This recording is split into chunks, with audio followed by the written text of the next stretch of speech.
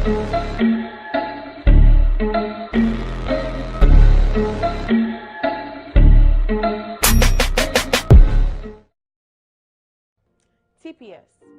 Temporary Protected Status, if not renewed, affects the entire family.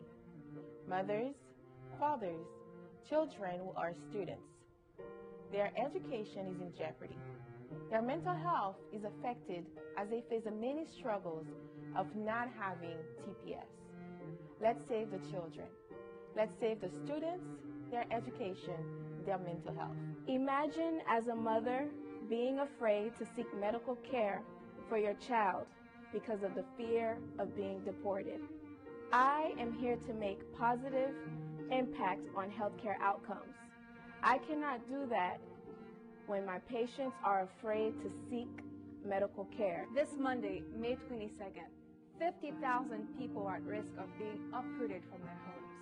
TPS holders have work authorizations that allow them to seek employment and contribute to American businesses. Specifically, they work in a variety of positions, including in hospitality and home health aides. Many are the financial lifelines of their families and send money back home to Haiti. 20% of TPS holders have children who were born in America. Help keep those families together. This is also my story. I was once in the shoes of those who have TPS. We are culture, we are heritage, we are pride. For better or for worse, we stand together as one community. I stand with my community. I stand with my community. I stand with my community. M'a campé ak pep mwen. Rele zami yo, rele fami yo, partage video sa. Let's put pressure on Donald Trump to keep his promise to the Haitian community. Save TPS. Save TPS. Save TPS. Save TPS. Save TPS.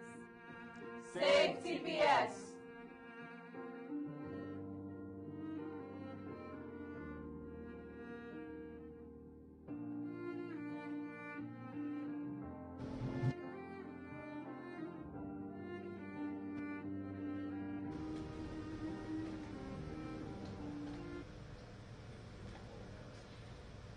Hey guys, welcome to another edition of Lunionsuite Live, the Haitian American Live. So we're running a little late today, but we're going to get right to everything for you.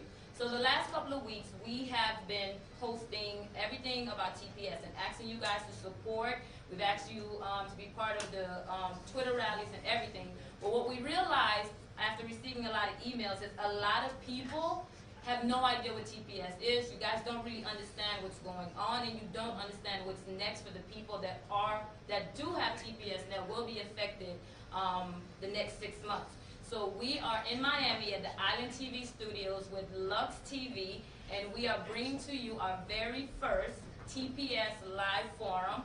We are live right now on Facebook, Instagram, and Twitter. So let everyone know they can watch on Facebook, Instagram, and Twitter, Lunionsuite, and also Island TV on Comcast channel 578 is also streaming live. So if you have family members right now that has TPS, is on TPS, that have questions, let them know we are live. We'll be live the next 2 hours with our wonderful 4 panelists here. So just to give you guys saw the video, so you got the brief information on what we're going to be talking about. If you don't know, this is your first time tuning in, my name is Wanda, and I am the founder of Lunionsuite and the Haitian American. I will do most of the English speaking tonight, introducing everyone, and I have my friend Angie. Angie, say hello. Bonsoir tout le monde, non pas M. Angie Bell. Bon, pour tout le monde qui a regardé, si nous pas vidéo ça fait aujourd'hui pour monde qui besoin connaître plus de TPS. Pendant la semaine qui s'est passée là, nous avons un peu parlé de TPS là. Et ça n'a fait à ce là, nous avons 4 belles mesdames qui là dans le panel là pour expliquer nous plus de qui ça TPS est. Nous live qu'on y a sur Facebook, sur Instagram ensemble avec Island TV. Nous carré les familles, nous n'importe monde qui sous TPS ou qui besoin connaître plus de TPS pour être capable de regarder, partager vidéo ça et nous capable poser questions pendant nos live là et puis faire nous connaître qui ça nous t'a remet connaître et puis nous après répondre pour nous. Moi-même, moi là, pour faire partie créole là, ensemble avec Wanda. So if you're tuning in and you have questions, we will be taking questions a little bit later. We will let you know when you can start typing questions, so don't bother typing your questions right now. We're going to have the panelists introduce themselves, tell you who they are and what their background is, and we will let you know when you can start sending in your questions. And we will take the questions, we will ask, and have our panelists answer the questions for you. Thank you guys for tuning in. Stay put, share, and let everyone know we're live right now. Nous pas besoin d'écrire question yo kounya, juste garder panélistes yo pral parler et puis après nous-mêmes nous ka poser questions yo. Et puis après n'a garder juste partager vidéo et puis on reste ensemble. Merci en pile de ce que nous brancher. Thank you guys. Ladies, all right. Floor is yours. Okay, well, thank you, Wanda, thank you, Angie. And so we're going to move kind of quickly because we definitely want to be able to answer a lot of the questions that the community may have around this extension that was just granted for TPS for our Haitian community. And so today in the studio, we have three amazing women. You have Patricia Elise, who's the managing director of Elise Law Firm, which is a firm dedicated to serving its clients and the community. We also have Surette Michel, who is the CEO and founder of the Michel Law Firm LLC. And we also have Vanessa Joseph, who is an immigration attorney at Catholic Legal Services. And with us on video, we have our sister Karen Andre, who is in DC, wanting to make sure that she was here to provide information as well, a former immigration attorney and who helped advocate for the successful passage of the Haitian Refugee Immigration Fairness Act, or what we may know as HRIFA, in the community. And so I'm going to provide a little bit of context. My name being Francesca Menace, and I'm the policy director, the policy and advocacy director for the Florida Immigrant Coalition, a statewide immigrant rights organization here in Florida.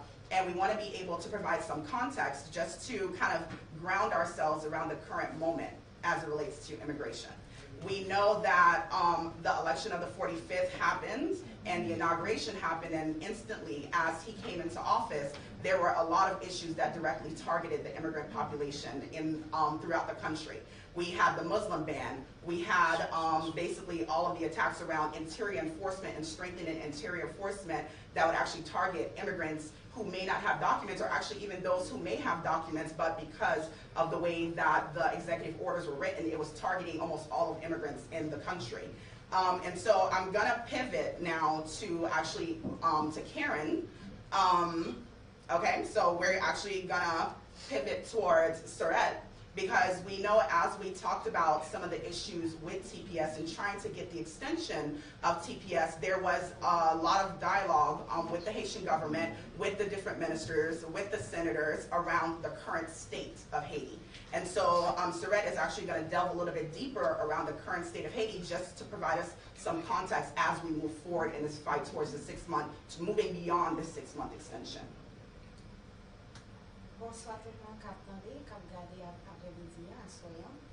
Et moi, je suis content dans la TV pour débattre à Soyan. Et comme Francis a dit, m'a couvert la situation en Haïti et Konya. Jean, tout le monde connaît, il y a 7 ans de cela, il y a un tremblement de terre qui est passé en Haïti. Le tremblement de terre là, c'est une raison primordiale qui fait au débat non TPS aux États-Unis.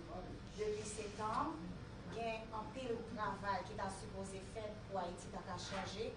Conditions, mais le travail ça n'a pas fait.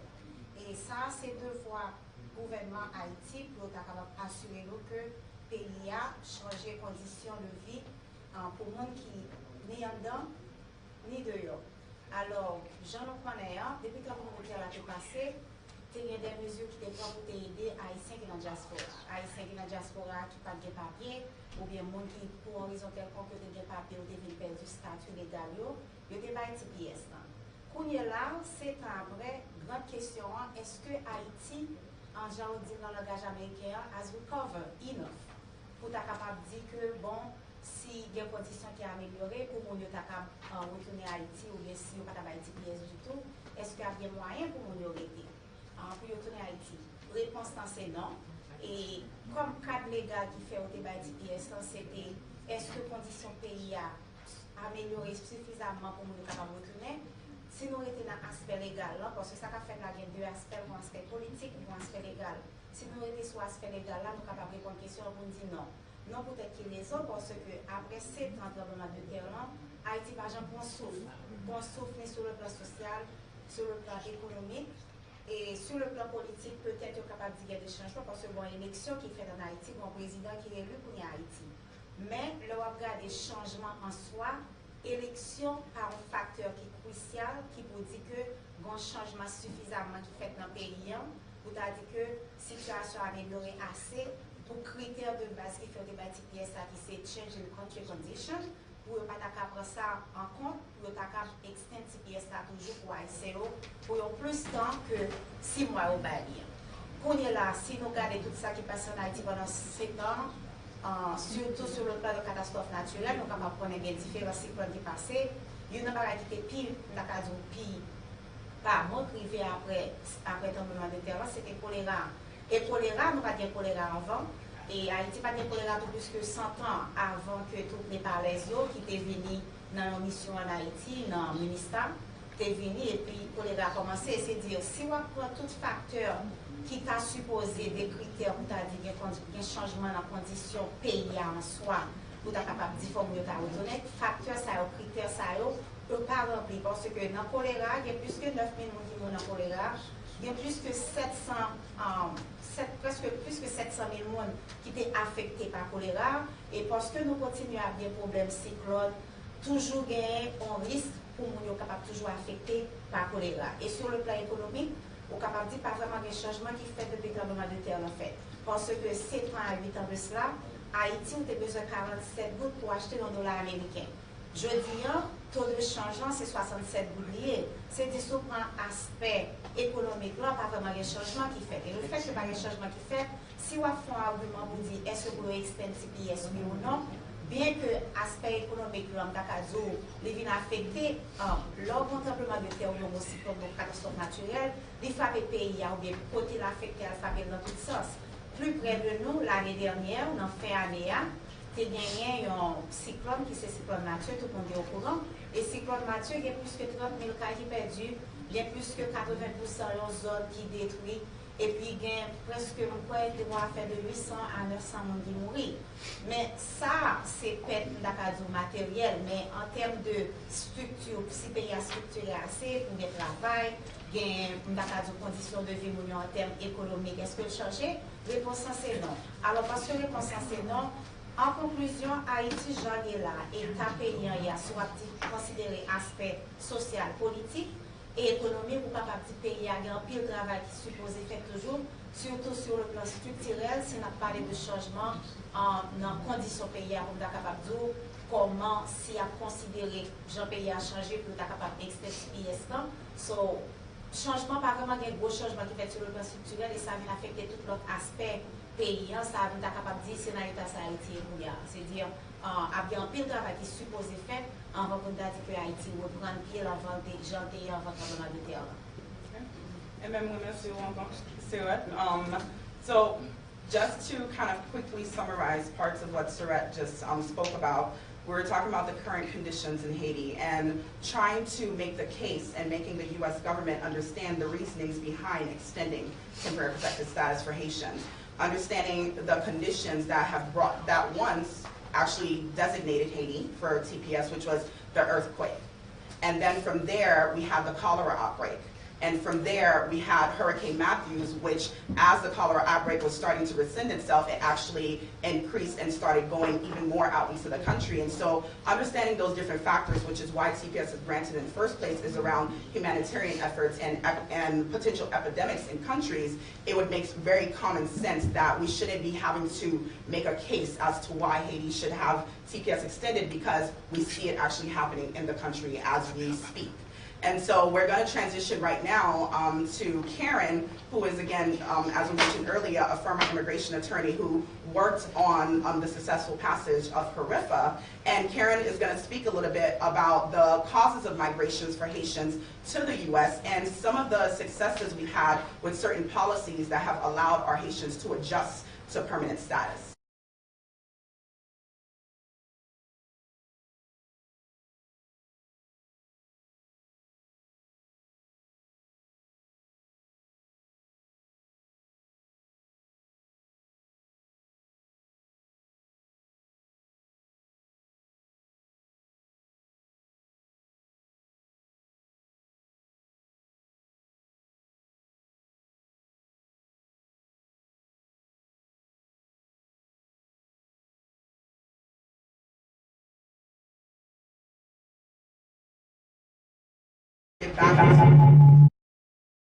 give back to Karen, and so right now we'll kind of pivot towards Vanessa, and there are many things that happened. Là nous t'a poussé pour renouveler TPS là pour communauté haïtien.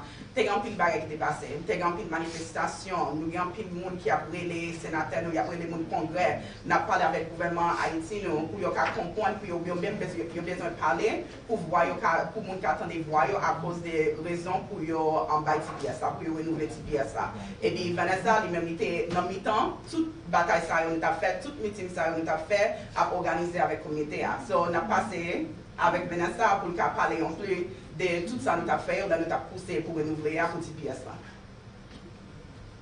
Thank you, Fran. Okay, so what ended up happening basically was that we were on a short time frame, right? We knew that at some point that TPS was not going to be, well, it could be at risk, right? However, we just really didn't know what to do and when to do it, right? So I think a lot of us in the community were kind of waiting to see when something would take place, right? When was the right time to try and hit? So we started having these meetings in the community through FUM, okay, FUM Haitian in Miami, and with the leadership of Marlon Bastien and other community leaders, we decided to come together, have these weekly meetings and determine what are we going to do. And luckily enough, we had the help of outside communities. Okay, so SEIU, FLIC, and other organizations, Catholic Legal Services, we all came together and we said, all right, what are we going to do? Nobody could figure out what we're going to do. Finally, when we kind of put together some kind of strategy, it felt kind of disconnected from the rest of the community. So a lot of our focus was to go ahead and how do we get everybody involved. One of the things that we decided to do was put together a rally. In putting together that rally, we asked everybody to come out. We had signs, and they said, you know, renew TPS. We really wanted to use this as an opportunity to call the attention of the White House, of the government, of the administration, and also the general public to let them know what was going on, what is at risk, and what we want. So at the rally, a few hundred people came out. We had our message heard. It was covered in the press, and that was a great idea. But that wasn't all we did. Many people went out into the airways. We attacked the radio. We decided to say, all right, let's get radio time as much as possible. A few of us put together, we did a PSA. I know that I personally put together a PSA with your help and other young professionals in the community. The Sala Fellows, of which I am also part, did another PSA to reach out more into the younger professionals, people who are students and things like that. Another thing that we did that seemed to be pretty effective was through Shokalela, right, led by Kalempe. Through him, he helped us launch the PSA that we had done. And the way he did it was first by giving airtime to François Alexandre, who's a community organizer, and having him talk to the audience about TPS and what it is. His radio show is actually broadcasted in Haiti, but also listened to all around the world, really. And so that gave a good 30 minutes of people really being engaged on the issue. And then we had another day where Marlene came on. Marlene Bastien from FUM, she came on and she talked about it. And those happened to be the days that we got the most interest in the show. And then finally we launched the actual program, and we reached over the course of that week with the TPS message 3 million people. And yet that still was not enough, right? So we needed to do more. And we realized that some people just didn't even know what TPS is about, right? You know, you hear about it, you know that people are on it, maybe your neighbor's on it, but what's really going on with TPS? So then we held an immigration forum. And in that immigration forum, we had Sirette Michelle, we had Ed Buchetika as a moderator, we had Lodi Shaw from the Haitian Lawyers Association, Marlon Hill, Randy McGordy from Catholic Legal Services, and a few other attorneys come and discuss TPS and what the next steps could be for individuals who were asking for their personal situations or for people that they knew. In doing that, we were able to educate our community, and still that was not enough. You know, throughout all of this, one of the main call to actions that we had was to call the White House and let them know that we want TPS re-extended. A lot of people self-reported that they did these call-in campaigns. They actually engaged, even though they were on hold for 14 minutes, even though nobody was picking up the phone calls, things like that. They stayed on the phone and they kept calling back until they found somebody, and they shared that message, which was extremely important. Another thing that we asked a lot of people to do was engage with your congressional members, your elected officials. Tell them what you're looking for, because we want to get that message heard, and we want them to take that message up as well. We tried to organize a lot of the faith-based organizations, other local organizations, statewide, on a national level. We wanted them to also reach out to people. We did sign-on letters, which was very effective. And still, all of that is not enough. And we were out there doing Know Your Rights presentations. So we kind of did a lot of different things in this short amount of time to make sure we got the message out. And luckily, we're here together today doing this to make sure that the message reaches even further out. And we will continue to do that. Thank you. Thank you, Vanessa. And so you actually kind of open up the path to the next part of this conversation, because many people have had the question of what is TPS? Who determines who grants TPS, and under what circumstances is TPS granted? And so I'm going to pass it over to Patricia, as I mentioned, who's also an immigration and family law attorney, and she is the past president of the Haitian Lawyers Association, who has also been in the middle of this fight, more so on the policy side. Patricia? Thanks, Francesca. So what is TPS? TPS stands for Temporary Protective Status. It's a temporary status that's given to immigrants from certain countries. TPS was passed by Congress in 1990, and it gives immigration the power to designate certain countries to receive temporary protective status. There are 3 different reasons that the immigration directors are able to actually pick which countries to issue TPS to. So it's either the country is facing a natural disaster, or it's facing a civil war, or there's some type of extraordinary circumstance happening in that country. So I want to take that again. Qui sa qui TPS? TPS c'est un statut qui est temporaire pour immigrants. Et son statut que vous bail seulement, ça dépend de qui pays vous êtes. Il faut que vous désignez pays. Si, par exemple, il y a une guerre dans le pays, ou bien il y a un désastre naturel dans le pays, ou bien il y a un bail qui arrive qui est vraiment extraordinaire pour que vous trouvez que faut avoir TPS. TPS for Haiti was designated in 2010 after the devastating earthquake. In 2010, President Obama actually designated Haiti as one of the countries to receive temporary protective status. Because Haitians received temporary protective status in TPS, we were allowed to file for work authorization, and we were granted permission to stay here without fear of being deported. So, ça qui est très très important avec TPS, c'est que il fait 2 bails pour. Ils ont protection pour ne pas déporter, et ils ont droit pour travailler ici pendant 18 mois.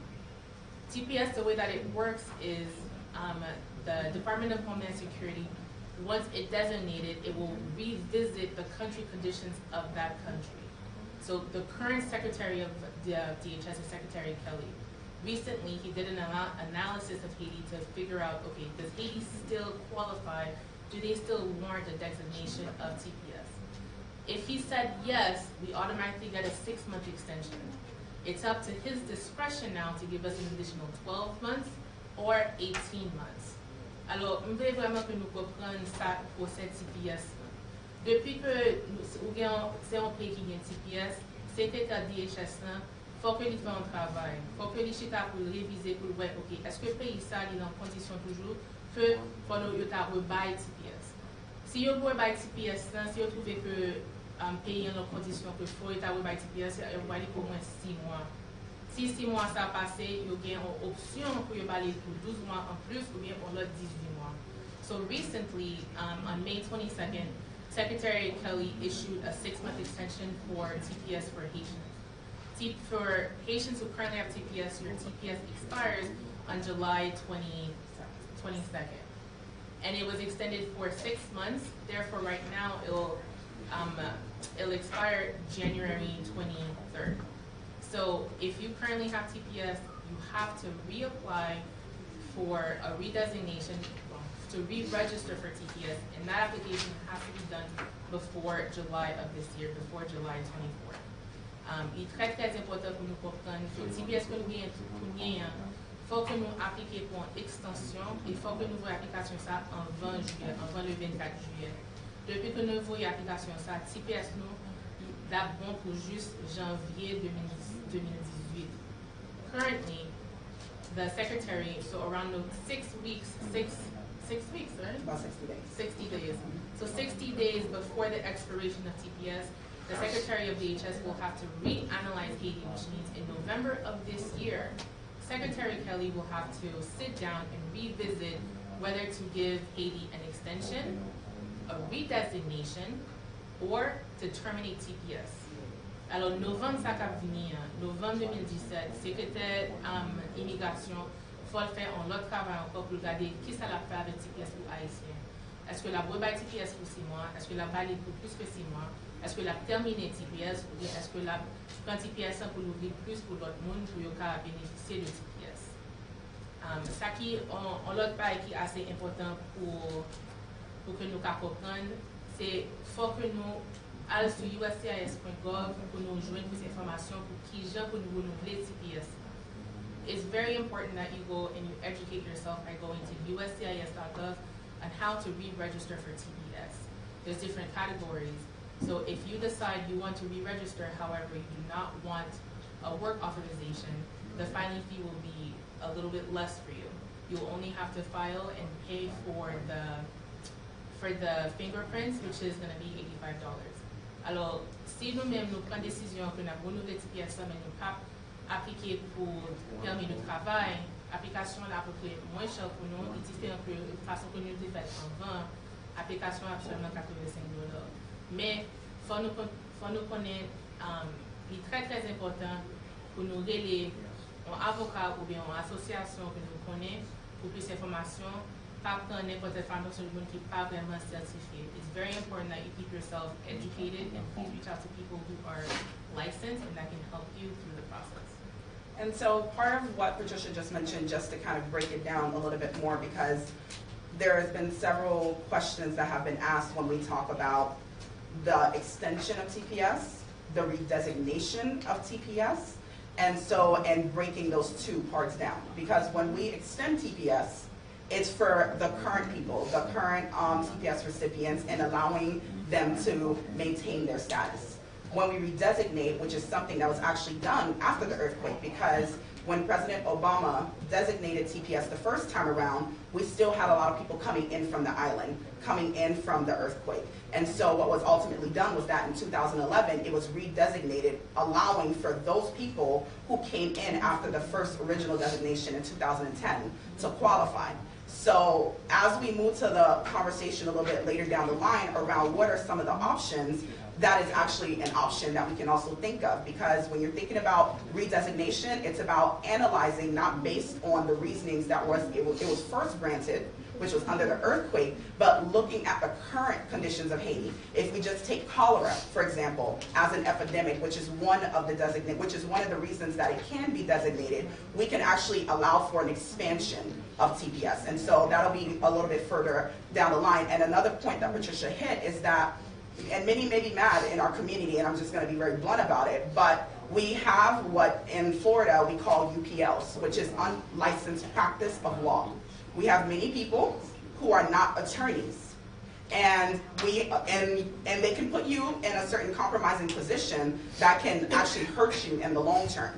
And so we always advocate for our people to seek out from individuals who actually have license to practice law, and it's not necessarily only attorneys, because like my organization, for example, we are BIA accredited. So from immigration standpoint, we actually can assist people, and certain people in our organization, although they are not attorneys, are allowed to assist you when it comes to your immigration case.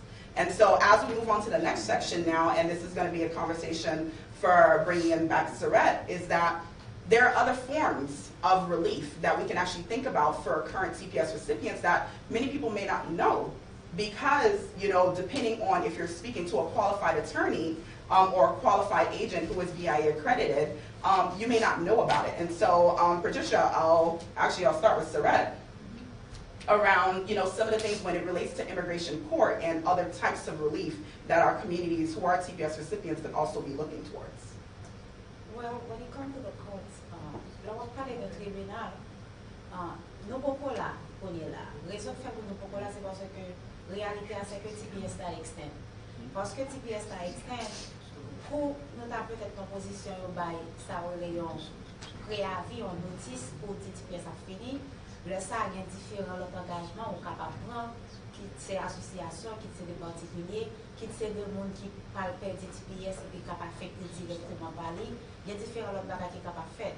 Mais dans différentes étapes déjà passées, dans différents codes, dans différents tribunaux appels, il y a des décisions qui prennent déjà, qui disent pour ça que l'on dit TPS, peut-être que l'on est capable de bonne chance pour y ajuster le statut, son statut qui est plus permanent. Mais ça, nous ne pouvons pas dans le point ça. Le fait que nous pouvons dans le point ça, nous ne pouvons pas tellement rentrer là-dedans pour nous discuter, parce qu'on ne peut pas vraiment confus. Mais en termes de ça que tu as capable de faire, il y a différentes questions, il y a différents genres, on est capable d'ajuster le statut ici de TPS. Et il y a des gens qui peut-être fait déjà. Il y a des gens qui sont au courant que si on a des gens qui fait dans le pays, par exemple, il y a des gens qui sont ici depuis 24 ans, ils n'ont pas de chambre bien papier, ils ont undocumented, je veux dire, pas de documents. Mais pendant que nous sommes ici, ils font petit monde.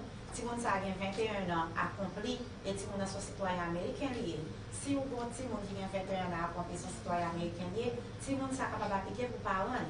Et si vous avez un mari, si par exemple vous êtes sur le TPS, ou jeune homme, vous avez quitte ses filles, quitte ses garçons, nous entendons, nous devons marier. Si vous mariez, vous êtes capable de vivre dans le point que l'y appliquer pour vous. Mais il n'y a pas de monde qui parce que l'orgue TPS, même quand on a un monde qui est capable de forger dans l'autre bénéfice, on va juste sortir dans le statut TPS pour aller dans l'autre statut pour venir bénéficier dans l'autre bagage que l'immigration était disponible. Ça ne va pas être pour aller en résidence tout de suite. Parce que c'est un process lié. Il y a un bagage que la paix d'eau fait sous capable d'appliquer ou bien qualifier pour l'autre bénéfice, là toujours aidé à travailler. Ça est extrêmement important, là toujours aidé à travailler. C'est-à-dire, l'on va regarder différents bénéfices qui sont disponibles. Une bagage que je fais, le fait genre de émission ça, pas tellement trop de détails dans les airs. Parce que l'on va trop de détails et il y a un petit genre difficile pour bien ça les losses translation. Il y a mon cas de des avocats dit que mon est capable de green card. Et pourtant, préférer sous mon bien TPS ou penser que ou besoin d'aide, cherchons un avocat qui est qualifié, cherchez différentes organisations qui aident les immigrants, qui maîtrisent le dossier TPS, qui maîtrisent l'immigration, parce que tout le bagage c'est cas par cas, et puis ou capable d'aller avec dossier propre, parce que chaque monde différent, et puis là, ça leur va adresser un monde, là, ça va prendre qui bénéficie, capable de qualifier pour. Bon, ça que je voulais ajouter, c'est l'organe TPS, et disons que TPS n'est pas renouvelé pour Haïtien. Statut côté gain en genre côté gain TPS, c'est le même statut ça pour bien pour tomber. Je veux dire, si vous avez par exemple un statut côté ou bien un asile politique ou bien l'autre d'asile qui est là, mais vous fermez dossier ça temporairement pour que vous ayez TPS, si TPS n'est pas renouvelé, vous faut tourner dans l'asile ça. Si vous êtes là dans l'autre statut par exemple de touriste, vous pouvez tourner dans le statut touriste si le statut touriste n'est pas expiré. Okay?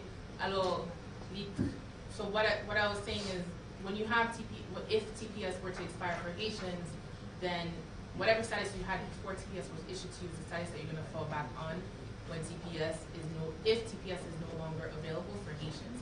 If that status is still valid, it hasn't expired yet. But something that's extremely important is, like Michelle said, this is the time for you to take all of your documents together, take all of your file. If you don't have one, ask for it. Either go to an attorney who can help you or go to one of these organizations that are certified to do it so that they can request your entire file from immigration so that you're able to sit down with someone that's certified to see what are my options moving forward.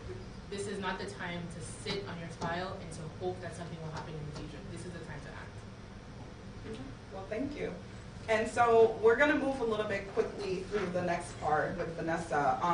So as we think about the ways that we could potentially interact with law enforcement, with immigration customs and enforcement, which we know in our community as ICE, or even CBP, which is our border patrols as well, because Florida, we are on the border, and so we may interact with them at times as well. It's very important for our community to be able to know their rights and know that when they interact, or should they interact with law enforcement, what is it that they need to know. And also keep in mind that this piece of information, it will be posted, and we will share it with La Union, we will share it with the Haitian Americans so that they can also post it on their page, and it is in English and Creole around knowing your rights and knowing how to interact with law enforcement. So a few of the things that I really want to highlight in this portion, and again, it will be available outside of that, outside of this actual forum right now. One of the things is what happens when law enforcement comes to your home, right? If they do come to your home, you do have a right to ask to see a warrant, right? So they can't really just do an open search of your home without actually giving you that warrant and showing you, what areas of the home that they're actually allowed to search. Another thing is that you don't have to, right, and you shouldn't, consent to a search of your home. I mean, I know that, as Haitians, nous bien aimer recevoir moun la kay nou, nous aimer chita na parler na faire manger pour yo, but they're not the ones that we need to be making food for. They don't have to come in, and they don't have to search unless they have that search warrant. Now, what happens when they come to your workplace? At your workplace, now you don't actually control that, right? So they'll need the employer's permission. So hopefully, if your employer, and this is actually a message to the employers out there, this may be a conversation that you want to have with your employees. Like, what are you going to do in the event that immigration, exactly, a workplace raid takes place or something like that? So these are conversations that should be had, especially in businesses that employ a large number of, immigrants, right? The other thing is that if the police ask you questions and you're driving your car, first of all, please, if you don't have a license, if your license is suspended, okay, so by any sense, take an Uber or a Lyft or some other car service, any car service, call a friend, take a bus. Do not get in that car, because that is just, you're adding a criminal layer, right? Criminal layer to the issues that we could have. And we don't need them, stopping you for having a suspended license or whatever the case is. We really want to be sure that that message is out there. Take a car service, take a bus, do anything else but drive with a suspended or other license, or no license at all. So if they do happen to ask about your immigration status or the immigration status of the passengers in your car, you don't have to answer those questions. If you happen to have some kind of know your rights card, people get key, and we can get those at Flick. If a lot of people have cards, right, qui marque qui doit gain, okay, avec nom et numéro avocat, give them that card. Have them contact your attorney if they'd like to talk further, but do not, you don't have to answer their questions. Just simply walking on the street, you need to ask that police officer, am I free to leave, right? Because you're not under arrest. They're just asking you questions. If you're free to leave, just walk away. You don't have to answer those questions. And don't run, right? We never want to have a situation where you're running, because then that either signals to them that you're a criminal, or you're undocumented, you have something to hide. So going for the flight option, okay? They'll chase after you, and we don't need that either. So those are just a couple of things that I really wanted to highlight. And again, one of the most important things you can do, as Patricia mentioned, is seek an attorney.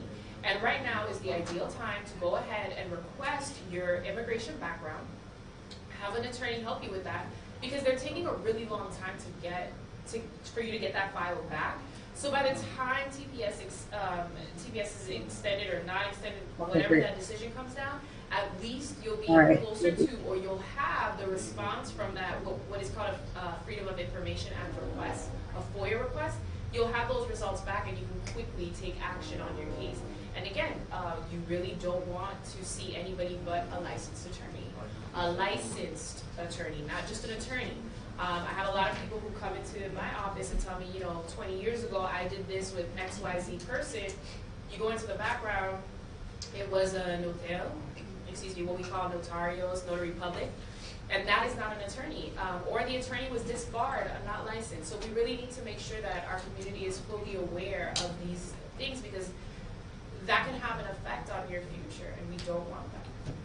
Okay, well, thank you. And I think we've managed to deal with some of our technical issues that we have. And joining us will be Karen Andre, one of our sisters who is in DC, again, as I mentioned earlier, who's a former immigration attorney and who helped with the successful passage of HRFA.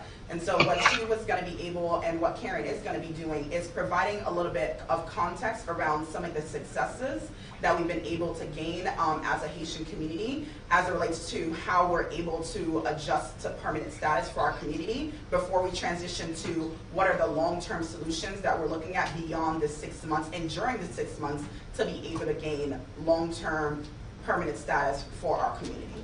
Karen, are you with us? I am. I hope you all can hear me this time. Yes, we can. Okay, bonsoir, mesdames. Bonsoir, bonsoir. Bon travail, bon travail. Merci tout le monde. Merci tout spectateur qui a regardé à soir. Bon, Angie, si vous avez traduit, je parler en anglais. Ok, ça qui est plus important pour nous songer là, c'est que depuis 1986, nous avons boomé pour nous jouer un statut légal ici aux États-Unis. Et depuis avant ça. So in 1986, under the Republican administration of Ronald Reagan, there was a program called the SAW program, the Special Agricultural Workers Program. Can we still hear me? And that program allowed people, over 350,000 agricultural workers, to adjust to gain their permanent residency here in the United States. Many Haitians benefited from that program, and your parents may know the program as Programme Jardin. That was way back, and many Haitians adjusted during that program. Afterwards, also in 1986, that same administration created the Cuban Haitian Entrant Program, which still exists today. It allows Cuban Americans and some Haitian Americans to adjust with some limited benefits. Ma parle en créole, puis bien. D'expliquer nos premiers programmes, c'était en 1986, c'était un programme qui était le Special Agricultural Workers Program. Nous-mêmes haïtiens, nous avons le programme ça, programme Jardin, pour moun qui travaille dans le jardin avant date et le 1er mai 1986. Moun sa yo te joué un statut pour yo ajuster li après 3 ans, 4 ans comme en résident temporaire. En 1990, yo te joué un bénéfice pour yo te appliquer comme en résident permanent, yo te joué un green card. Près de 350 000 moun te appliqué pour programme ça. Par contre, combien haïtiens te bénéficié, mais ici dans l'état de Floride, là te vivre en Floride, c'était un gros programme. En pile haïtiens te bénéficié, en pile mami papi qui a songé, c'est comme ça yo te joué un green card ici aux États-Unis. Après ça, en 1986 toujours, en bas pour administration Ronald Reagan, te gen un programme qui était le Cuban Haitian Entrant Program. Programme ça existait journée jodi jusqu'à maintenant, mais en forme limitée. Côté que si tu es entré au statut, dans le statut légal, ou tu es déclaré que tu es entré dans le pays, et quelques bénéfices limités que vous pouvez joindre. Aide avec CAI, aide avec food stamp, pour un moment bien déterminé, pour un moment bien fixe, pour un moment bien limité. Si vous voulez apprendre plus d'informations sur le programme ça qui existe jusqu'à journée aujourd'hui, vous êtes capable de checker avec une organisation qui est le Church World Service. Numéro yo c'est 800 297 15 16. M'a répété. 800 297 15 16. Ça c'est une organisation qui a géré le programme ça jusqu'à journée aujourd'hui depuis en 1986 et jusqu'à maintenant. Après ça, tu as une autre organisation qui est le US Catholic Conference of Bishops qui avec Church World Service a géré le programme ça pour aider ni cubains ni haïtiens à ajuster. C'est pas tout le monde obviously qui applique qui est éligible pour le programme ça, mais on peut checker si vous avez un statut qui ou pas clair sur lui avec US Catholic Conference of Bishops. Numéro c'est 202 581 3000. 202 581 541 3000. 202 541 3000. Ça, c'est deux organisations qui ont géré le programme qui est le Cuban Haitian Entrant Programme, qui a une détermination pour un groupe bien limité, un peu d'aide pendant que vous ici. Le programme, ça, il a depuis 30 ans. Pas tout le monde bénéficie de lui, mais on est capable de les organisations pour checker si vous bénéficiez. En l'autre côté que nous avons joué en gros victoire, ça, moi, je voulais stresser lui parce que ça, c'était la communauté qui était campée, qui était gérée en lutte pendant 2 ans, qui fait de jouer un bénéfice. C'est ça, il y a les lois Clinton. En anglais, il y a les Haitian Refugee Immigration Fairness Act, ou bien il y a les HARIFA. Mais nous-mêmes haïtiens, nous avons les lois Clinton parce que c'est sous Bill Clinton et bénéfice a été passé et bénéfice a été applicable à près de 50 000 haïtiens qui étaient appliqués pour lui. Ça me voulait faire nous connaître, c'est que le programme ça vient joindre nous parce que nous avons lutté pour lui. En 1997, nous avons fait graduer l'école de droit, nous joignons information que certains membres de la législature fédérale ont proposé une loi pour aider les gens qui sont dans Central America, Nicaragua, Honduras, avec les gens qui sont en Europe. Mais il n'y a pas inclus Haïtiens dans le programme. Ça. Et le moment ça, Haïtiens ont gagné deuxième coup d'État avec un pile instabilité en Haïti. Nous avons allé avec Cubains qui étaient représentés Miami à cette époque, les Diaz-Balart. Nous-mêmes, avocats haïtiens avec plusieurs autres, Marlène Bastien, avec Cheryl Little, tout le monde qui a lutté pour l'immigration dans Miami depuis 30 ans, 40 ans. Et ils dit que si vous avez ajouté haïtien dans le bill ça, que bill loi, projet loi, pas de passer. Alors que nous jouons avec Carrie Meek, qui c'était député Miami à cette époque, c'est maman Kendrick Meek. Avant Kendrick était député, c'était maman. Et grâce à Carrie Meek, lui employait toute sagesse, toute force pour lui lutter pour créer un nouveau projet de loi pour nous-mêmes haïtiens. Et projet de loi ça, nous faisons une grosse manifestation, nous les haïtiens, Orlando, Miami, Boston, New York, pour nous descendre Washington, nous mobiliser pendant 1 an, SCIU, Kendrick Meek, Carrie Meek, Haitian Grassroots Coalition, SCIU, tout le monde avec Haitian Lawyers Association, avec plusieurs autres, t'es mobilisé jusqu'à ce que nous fassions loi ça passer. Nous allons chita avec ni républicains, ni démocrates, et nous lobby, grassroots lobby. Ça veut dire un peuple qui allait dans Washington, sous Capitol Hill, il lobby avec même législature. Nous avons même rencontré avec Eric Holder, qui après 20 ans, était Attorney General sous Obama. So depuis là, ça, Eric Holder, c'est Washington, il était chita avec nous pour nous quelques stratégies. Bon, ça comme exemple pour nous foi, la foi avec pour souhaiter nous que nous avec un pile stratégie, avec un pile force mobilisation, avec un pile rencontre nous avons fait ici à Washington, ouais qui ça nous a géré dans l'avenir pour Haïtiens. OK? 3 exemples pour nous côté que nous réussi. Troisième non, Harifa c'est nous-mêmes même peuple qui a fait ça passer grâce à Carrie Meek avec plusieurs autres avocats qui travaillent avec nous. Merci. Karen, so much. Thank you so much, Karen. Definitely, this is why we always want you as part of the conversation. You're like one of our young leaders, young adult leaders who've been able to do so much in the White House and now staying in DC, making sure that you're able to continue to be a voice for our people in DC. And so right now, I have a special guest who is sitting right beside me. And his name is David Frederick.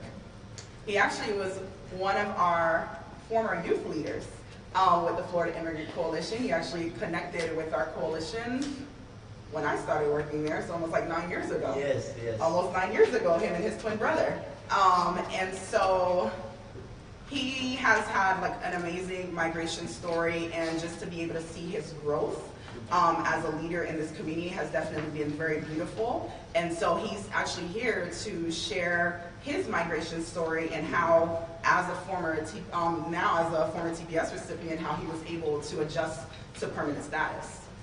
Ok, merci, et c'est toujours un honneur pour me l'avoir nous, pour me citer à bon côté, pour me faire un travail dans la communauté.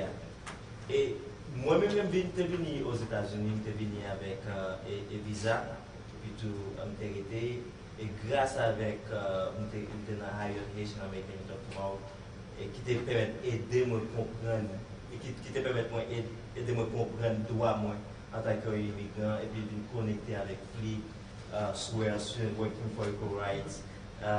Tout le processus te permet de connaître que en tant qu'immigrant, ça ne veut pas dire que je suis droit, mais je te montre comment pour m'agir, comment pour m'agir dans la communauté. Et puis tout, il y a quelques moyens de problème à l'école, il y a un pile programme dans ma vie, même si que vous pas de papier ou bien même sur le TPS, et les cas permettent de continuer à l'école et continuer.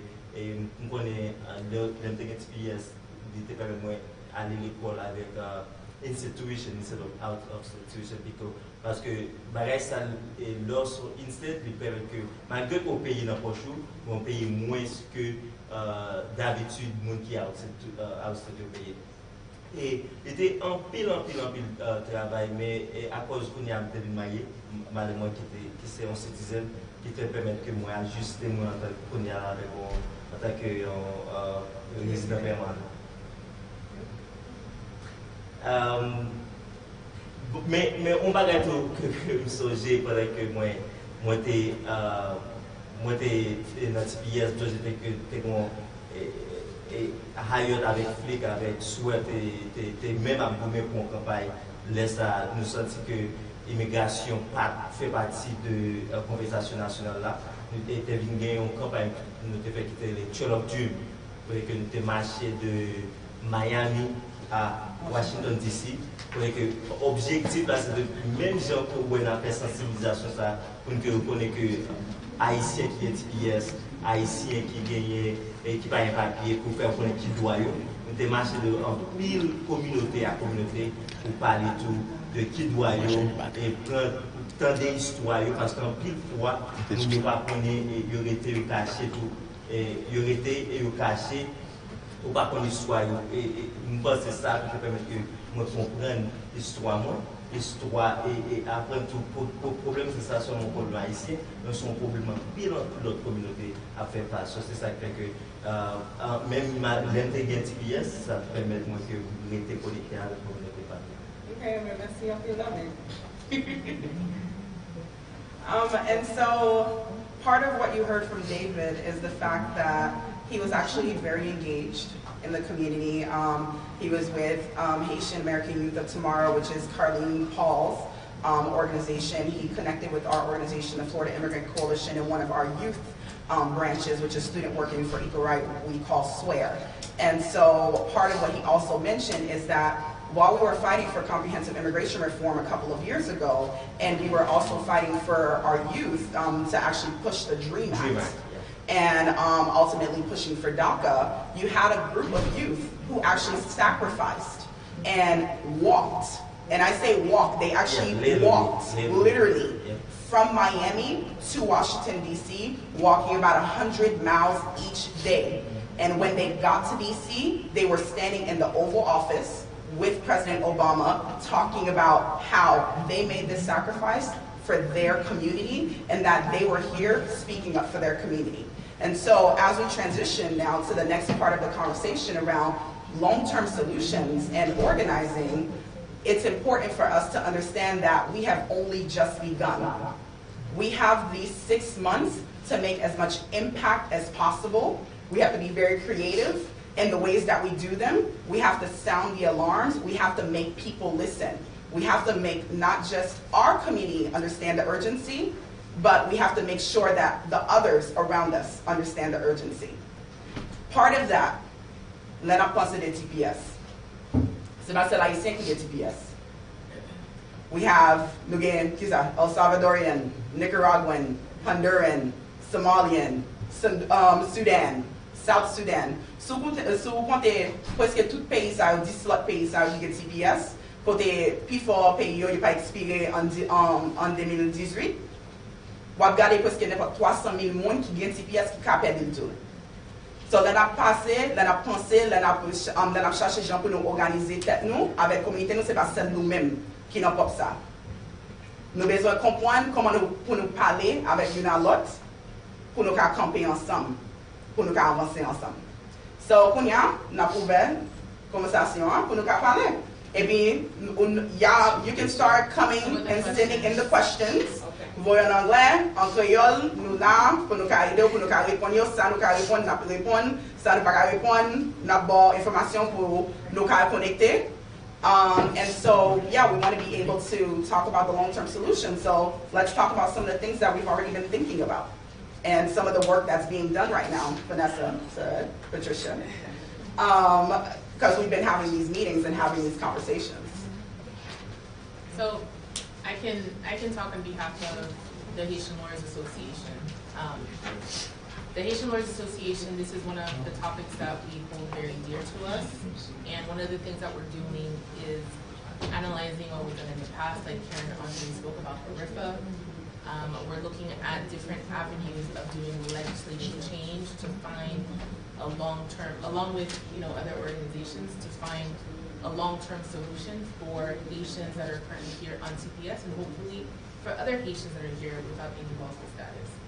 So this isn't something that's going to be done overnight, and it's not something that we need to get into great details right now because it's still a work in progress.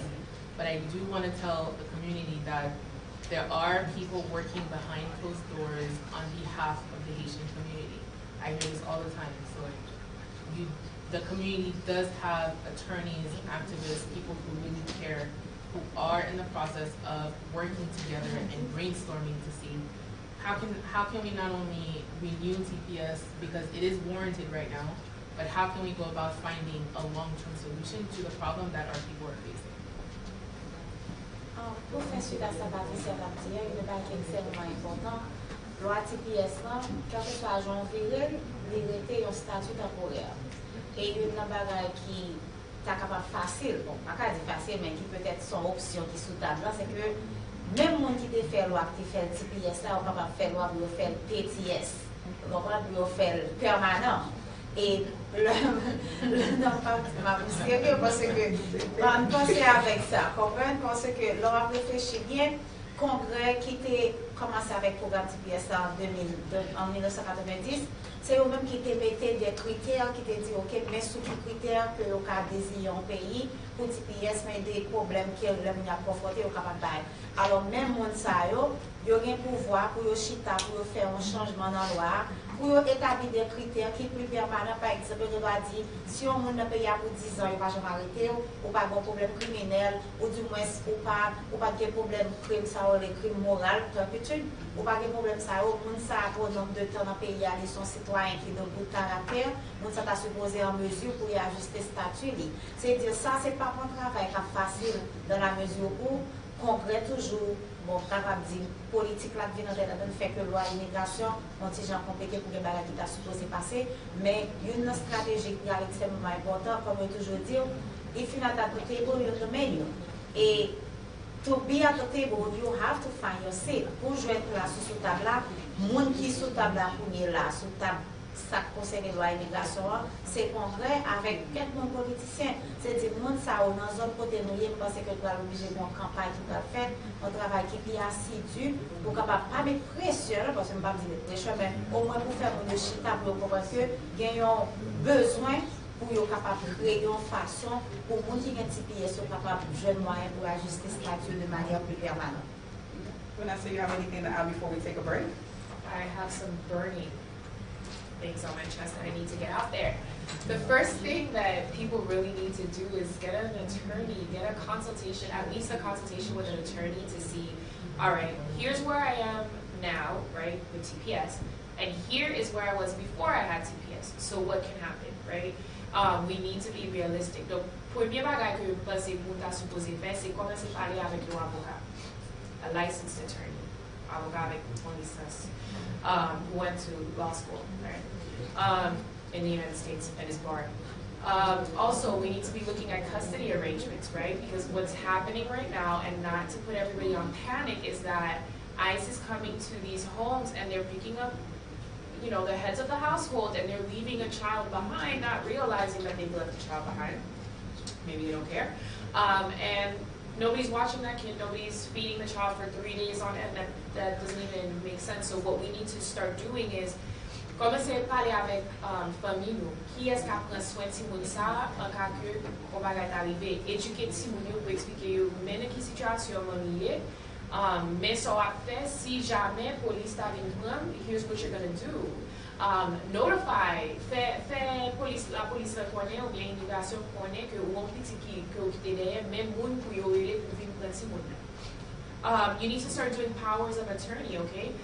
For qu'il moun na view qui a prendre décision pour petit bout, like in case anything happens. And finally, you know, whether it gets extended for 6 months or 18 months, until we have some kind of permanent solution, we need a contingency plan. People really need to be out there figuring out, all right, what am I going to do? We have to kind of be realistic at the same time. Of course, like, you know, I'm not going to stop the fight. Nobody here on this panel is going to stop the fight, and I'm sure the rest of our community is not going to stop the fight. However, we need to be prepared. Okay, donc faut que nous préparer pour qui ça qui va venir à l'avenir. When clients come to my office, I give them the real. You understand what I'm saying? So we really need to be having these honest conversations, though they're hard. All right, well, thank you, Vanessa. And so we're going to transition to a break, and then we'll come back and start taking some of the questions from online. And again, you can follow us on Instagram, Twitter, and on the Facebook Live. If you're just now tuning in, we've been having a very thoughtful, deep conversation around temporary protected status and what's next, ultimately, for our community as we plan out the work that's going to be done. And so we now have with us Wanda and Nida. And we're actually going to be taking some questions from you all who've been streaming Twitter, Instagram, Facebook. Nous là, n'a pas d'anglais, n'a pas en créole, haïtien américain nous y est. So, quelle est votre question gain, n'a répondre ni. Et puis, vous avez 3 avocats là qui là pour nous assister nous.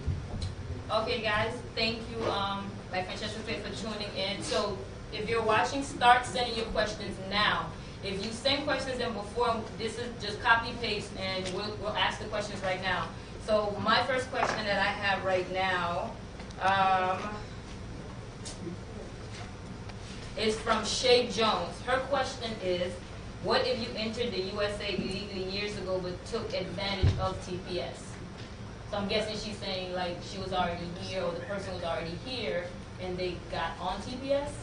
That was part of some of the comments that were actually spoken about a little bit. So that's what Patricia mentioned, when she said that you basically go back to the status that you come from. So you could go ahead and just repeat that. So, si nous entrons ici sans papier, qui veut dire que nous entrons sans visa, et nous étions là en 2010 ou 2011, et nous bénéficions de TPS. Si vous n'avez pas renouvelé TPS pour Haïtiens, vous retournez dans le même statut que vous là avant, qui veut dire pour la place sans papier. Alors, ces moments-là, je ne sais pas qui demande des questions, mais chaque monde différent. Ou quand vous rentrez sans papier, vous ne pouvez pas faire rien dans le dossier. C'est TPS seulement qu'on peut faire. Il veut dire que vous allez retourner dans la même situation que vous n'avez pas de papier. Ou bien que le monde qui est entré sans papier, il a fait un dossier d'asile politique, mais il a fait un dossier d'asile pour il a jeune TPS. Vous retourner dans le même statut côté pour retourner dans l'asile.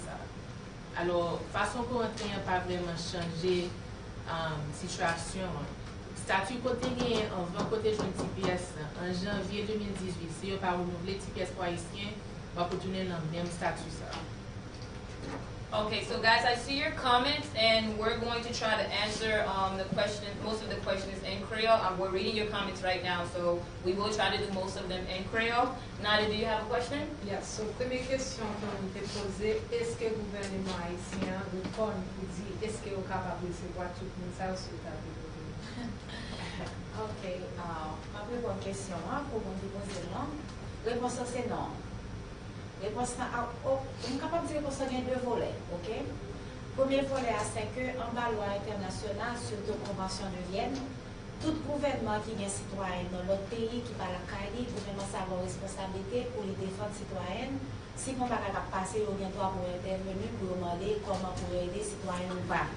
Qu'on est là, ou bien TPS que les États-Unis des Haïtiens qui sont sur le territoire américain, basé sur une situation qui était Haïti, qui était gagné Haïti. C'était problème tremblement de terre. Qu'on est là, le pour TPS à externe, pour un prolongement pour TPS à premier bagage que le gouvernement américain fait, c'est regarder pour ouais, si pays a dans même condition mais si conditions améliorées. Qu'on est là, là, après si conditions améliorées, même comme un citoyen privé, n'importe qui sous table là, quelle soit organisation, comme quelle soit l'organisation il y a, ou capable d'avoir une réponse pour dire on a fait lobby pour faire lobby pour cap extend TPS. Même on dit le mot officiel là, c'est le gouvernement haïtien.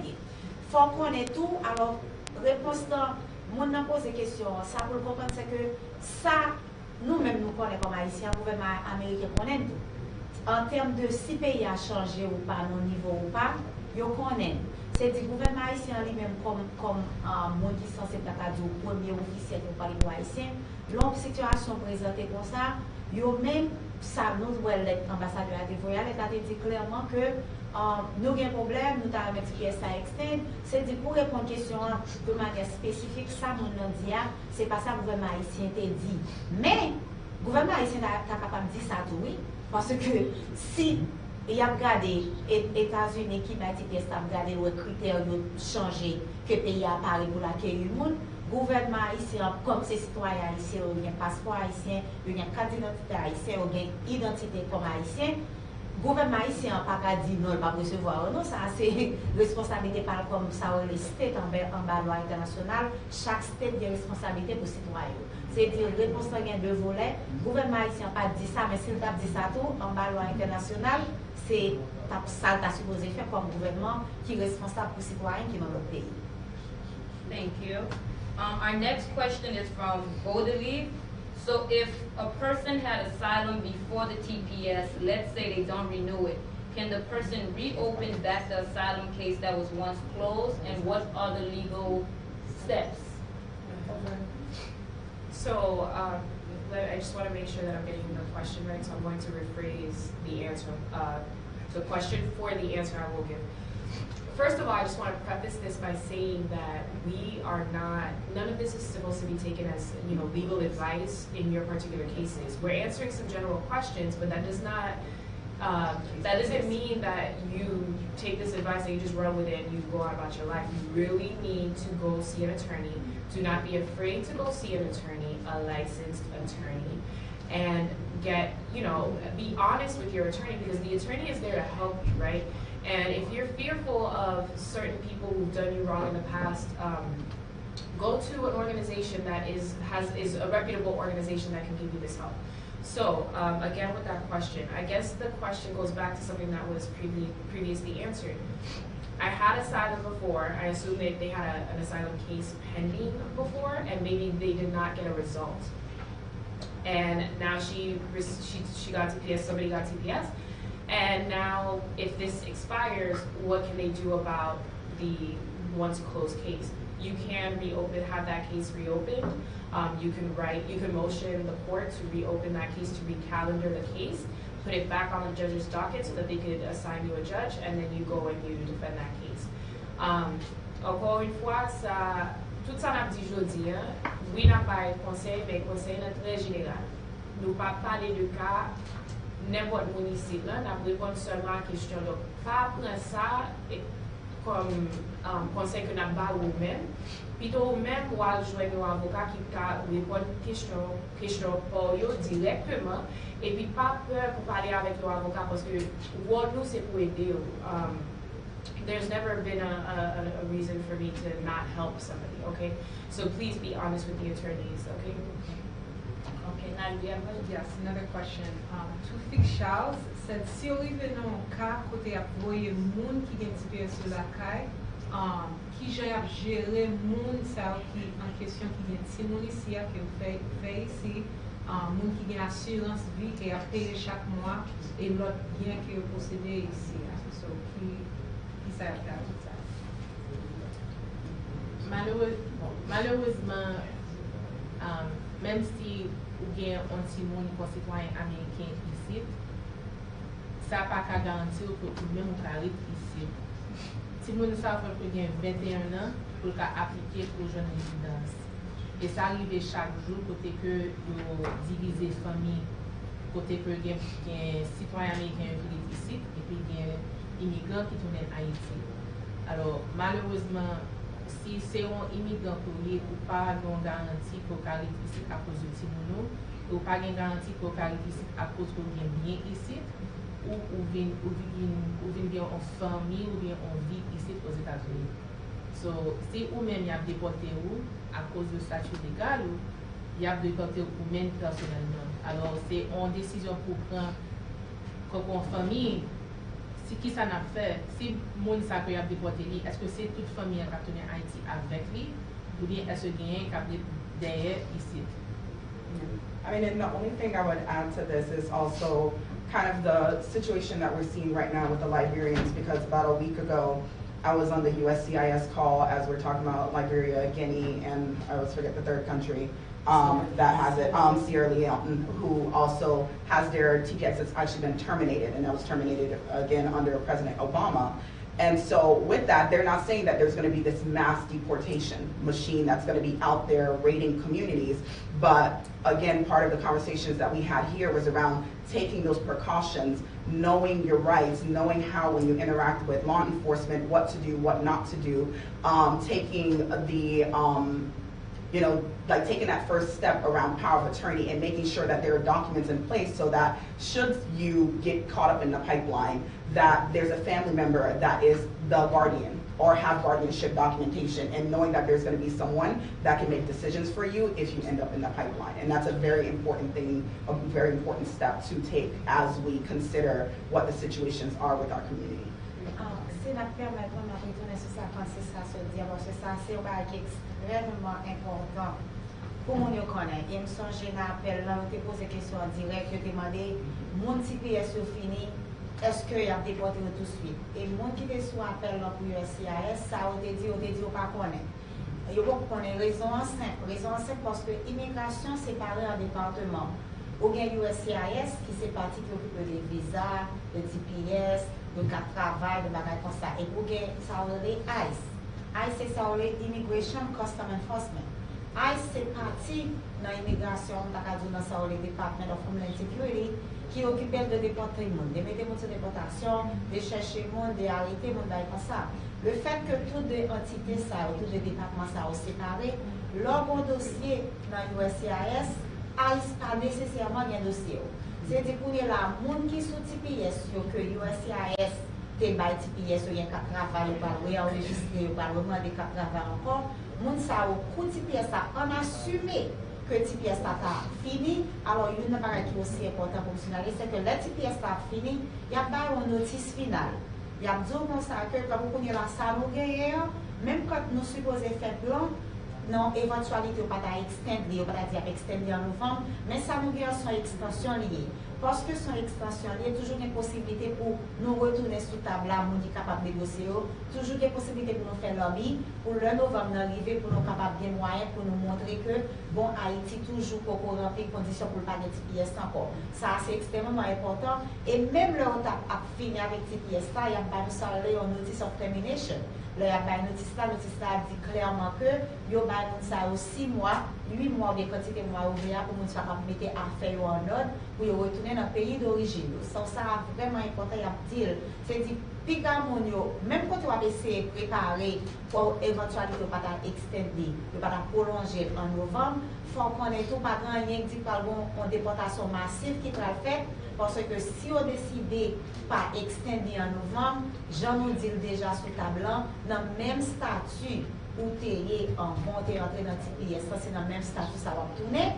Mais pour nous là, au capable de sur liste priorité, ça nous relève Immigration and Custom Enforcement, on dit que pendant le TPS là, j'avais ça dit tout à l'heure, on décide par la licence soit produit. Ils ont arrêté, ou bien de misdemeanor, ils prennent, ou sont motivés sur liste priorité pour déporter, mais ça ne va pas dire nécessairement que pour TPS pas externe encore, ils vont marcher pour un monde et puis ils aller. C'est ça que fait pendant le temps ça pour apprendre, informer, chercher côté qui est avocat, chercher l'organisation qui est occupée de l'immigration, monde qui maîtrise le dossier pour capable parler avec un avocat un à un, pour capable connaître qui l'autre bénéfice que l'immigration était disponible pour capable qualifier pour eux, pour être capable d'ajuster statut pendant pour une extension toujours. Okay, I have a question from Shay. If you're in TPS, would it be smart to go back to Haiti and enter with a visa to start the process over? And if so, what is the best way? So, moi crois que raison que moun sa m'a des questions ça, c'est parce que si vous ici avec TPS et vous avez une application, ou bien intention à faire une application pour une résidence à travers dans famille qui est citoyen américain. Si vous mariez avec un citoyen américain ou sur TPS et puis entrez sans papier, il y a des cas où si vous avez un permis de voyage, qui veut dire que vous file I-131 déjà, il a quitté le voyager, pas de problème, vous pouvez aller ici, vous retourner. Façon que vous retourner, c'est pour que vous entrez légal pour dans le pays. Qui veut dire que vous pouvez faire l'application de résidence ici. Mais, premièrement, ce n'est pas pour tout cas, c'est très important pour que vous preniez rendez-vous avec un avocat, pour que vous ayez explication. Et deuxièmement, ce n'est pas que vous retournez avec un autre visa, vous retournez avec le même statut TPS, mais vous avez un permis de travail à travers de ça. Alors faites très attention. Against parole. Okay. Did you guys somebody want to say a little bit of it in English? Okay. Oh, no, she just did Creole. You want to do a little bit of it in English? Sure. So I think the reason the person was, I had already checked her. So I think the reason the person asked the question was because under certain situations, there are TPS holders if you are marrying, for example, a U.S. citizen, and it depends on where you live. If you travel with a travel permit, when you come back into the U.S. with that travel permit, you'll be able to adjust your status here in the U.S. without having to go to Haiti to get your green card. But it's not that you're coming back to the U.S. with another status or with another visa. You're coming back with the TPS, with the advanced parole, so that you're able to come back in legally and do your application here. But it really depends on where you are, so each case is different. So this is why it's important to ask an attorney to review your file before you choose to do that. And just to be clear about when we say adjusting your status, we are talking about essentially what everybody knows to be getting your green card, getting a residency. Donc là, on a parlé de ajustement de statut, c'est green card que on a parlé, c'est un moyen que on va joindre résidence. Yes, somebody asked about sanctuary cities. What is the relevancy of them? Move toward them, away? What does that even mean? We will ask Fran as she was leading that fight. And somebody will probably interpret in Creole for me. So sanctuary cities, there is no definition. I'm not even gonna try to figure that one out because there is no legal definition for sanctuary cities. You basically have cities throughout the country that are willing to say that we are welcoming of immigrants. We don't care about your status. And there are some cities who are willing to go as far as beyond being very inclusive of like, we don't care about your race, your sexual orientation, your disability, whatever it may be. Here in Florida, they've always tried to say that there are certain localities, counties that have sanctuary city. We don't have sanctuary cities in Florida. What we have are counties that have limited ICE detainer policies. ICE detainers are basically what we call holds. Immigration customs, if you're stopped, you're not even fully processed in the local jail. ICE gets a hold or thinks that you are the person that they are looking for, and they ask for a hold to be put on you. This is completely voluntary. Your local government decides whether or not they want to comply with immigration customs and enforcement because they are not required to. And so we have a lot of we have actually 29 limited ICE detainer policies in Florida. So out of our 67 counties, 29 of them have very limited ICE detainer policies saying that they will not cooperate with federal immigration enforcement. They will not violate people's constitutional rights to not be held illegally. And so what we've been doing actually since the Trump administration came in and basically started targeting sanctuary cities, saying that we will withhold federal funding. A memo came out this week from Attorney General Jeff Sessions, who finally admitted that the Trump administration cannot withhold federal funding. It is completely illegal. They cannot do it. There's a court case San Francisco and Santa Clara, who sued the federal government. There was a preliminary injunction, which meant that there was a hold on that part of the executive order where Trump basically tried to threaten and strong arm local governments, saying that you have to do what I tell you, which is completely unconstitutional as well. We have Broward County. Thank you, Broward County. We have the city of West Palm Beach. We've been working with the city of Tampa. We just recently passed the resolution, actually a week and a half ago, in the city of St. Pete, basically saying that we are welcoming cities. We accept you. We don't care about your status.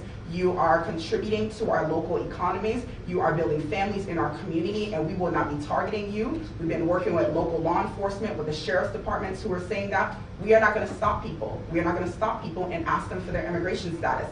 That has nothing to do with if I'm trying to help you as a victim, why would I be asking your status? If I'm stopping you and pulling you over for driving without a license, it has nothing to do with why I'm pulling you over. And so we're very grateful for a lot of the localities that are actually standing up against the 45th, who shall now be named president, and who are basically taking that stance and saying that we are not willing to compromise the integrities of our local governments for the sake of this deportation machine that is attempting to be created to create more fear in our communities. So you named some of the cities in Florida. Do you guys know of any other sanctuary cities in other states? Welcoming cities. So we have them in New York, we have them in California, we have them in Illinois, because our sister coalitions, Florida Immigrant Coalition, we're part of a national network of sister coalitions around the country, and there are many of them throughout the country that have declared themselves as welcoming cities. Okay, did neither one of you two want to touch on it in Creole? That was a lot. That's the policy side. Parlons, là, il a parlé de ville sanctuaire. Ville sanctuaire, c'est de villes côté que yo accueillent les immigrants sans même poser de questions. Yo va même besoin de connaître qui est c'était maman, qui est c'était papa, si t'es venu en visa, si t'es venu en bateau, si t'es venu à pied, ça va intéresser. C'est des villes sanctuaires que automatiquement mon arrivé, gain toute ville là ou gain cité ou gain county, yo gain des services qui là qui disponibles pour monde qui habite dans les limite ville là. C'est-à-dire, genre de ville, ça, c'est des villes qui accueillent le monde, ça nous a pas dit dans le langage law enforcement, no question asked. Il n'y a pas besoin qu'on ait pour sortir, qui ça faut venir. Alors, ville, ça va accueillir le monde, il y a plus de protection pour le monde, ça en termes de ça, détention et immigration. Parce qu'en pile des fois, il y a deux villes pour là-dedans, pour arrêter mon jeudi à immigration capable de demander fondement dans votre presse formelle, ça on est AISA qui s'occupe de déportation avec détention, de capable de demander pour tout le monde ça over. On dit par exemple, un monde qui gagne de misdemeanor ou qui a un crime quelconque en bas de police que vous avez révisé dans l'administration président Trump là, vous êtes capable, et ça on est AISA, on a une discrétion pour demander l'État local là ou bien police locale là pour bailler mon ça pour aller dans l'immigration détention. C'est automatiquement on pas même en conviction même. Yo dit que mon enfant crime quelconque que il est condamné à ça les convictions moi. On n'a pas même besoin de condamner, on doit être arrêté depuis nous monter dans le système là, yo checker, yo ouais pour gros problème quelconque avec système judiciaire là. Ça on est Haitian Immigration Detention Custom Enforcement là, yo ne pas demander pour remettre au bail, mais il y a une police locale qui pas collaborer avec Haitian ça parce que bon bagay yo séparation of power, tout pouvoir séparé, fédéral gouvernement capable de prendre des décisions concernant des bagailles, mais c'est pas là on parle de local government, I think it's the 11th amendment of the United States Constitution, c'est dire ou pas. C'est un amendement. Donc, un amendement de la Constitution qui dit exactement que l'État central, ça va être l'État fédéral là, il y a un travail par lui, il y a une limite sur qui ça va faire, et l'État central, l'État fédéral là, pas capable de dire l'État local, dans le Miami-Ville, qui ça peut faire, il y a un immigrant sur le territoire. And this is why we're not driving without a license or with a suspended license. So I think we can take one more question before we start wrapping up. So I was going to say, some of the questions that we're seeing, the ladies have already answered these questions. So if you just tuning in, feel free to rewind when it's done. and watch it over. They have answered some of these questions. I just saw a question about, can I just hurry up and marry someone? So I don't know if you guys did answer that. I don't remember. So I think maybe we should touch on that one, and then what we'll do is neither will take one really, really good one that we have probably haven't. Right, right. So if your biological clock is ticking, you may want to marry somebody in a hurry, but for immigration purposes, the central motivation of this marriage cannot be for immigration relief. So, you know, I hope that this person that you're marrying, you're in love with and things like that, and he treats you well or she treats you well.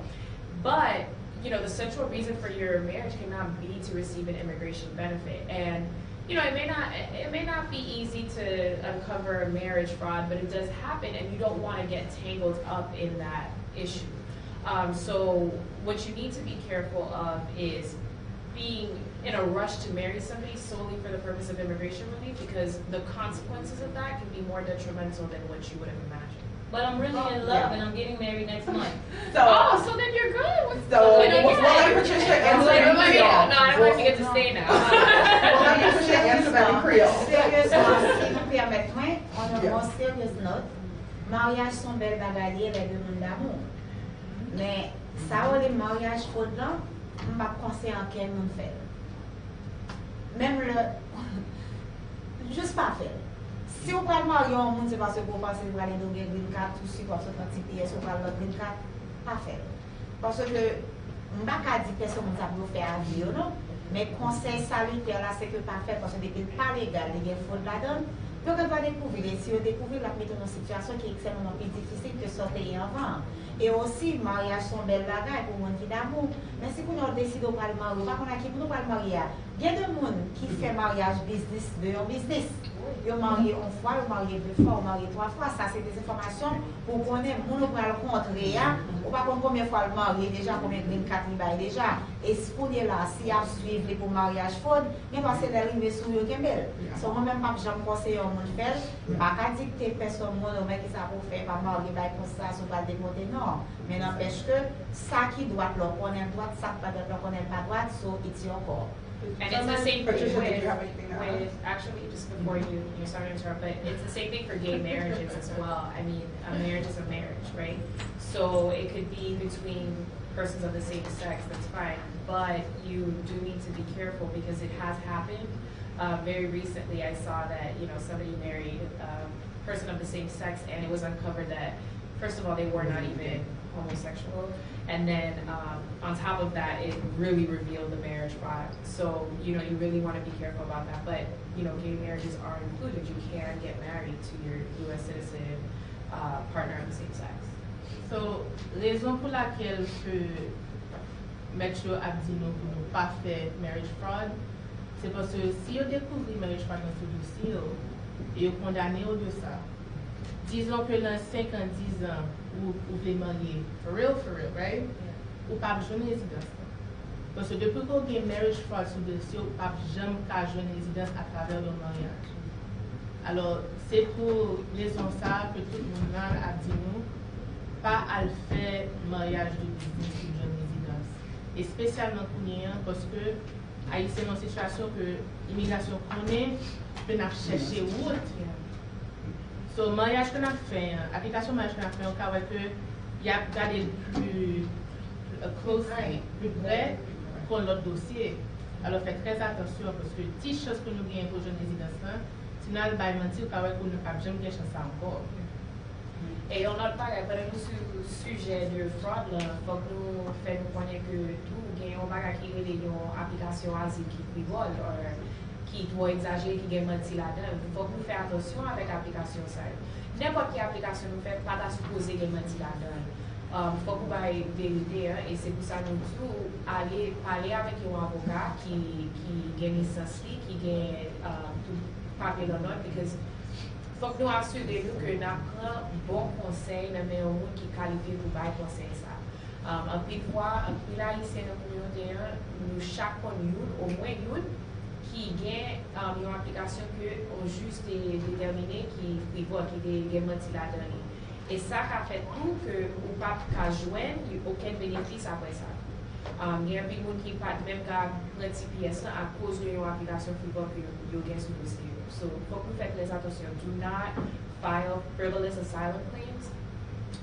Any petition, any application you make before immigration should not have any lies in it, should have the truth, because you don't want to get caught in a situation where you can no longer receive any kind of immigration benefit because there was just one fabrication on your application.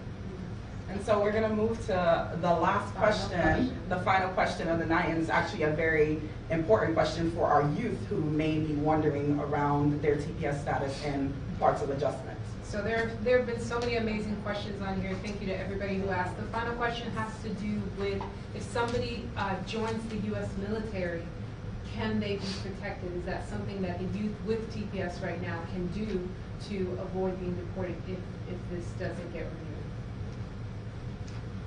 What are the qualifications to even get into service? Don't you have some kind of documentation? You don't have to be a citizen. You don't have to be a citizen. You don't have to be a citizen. Yeah. You don't have to be a citizen. You don't have to be a resident. But I'm not sure if there are certain qualifications. So that's something we have to actually look into. Whether you could even, if you could actually get into the military without documentation, because that's an issue too. Yeah. Even getting in there without documentation, because then if you can't get in there without documentation, a lot of this may not. Yeah, I mean, so that's definitely a question we would have to follow up with, because I know like of some of our youth, you know, who've been able to join the military, do their tours, thankfully made it back safe, and they were able to come back and adjust their status.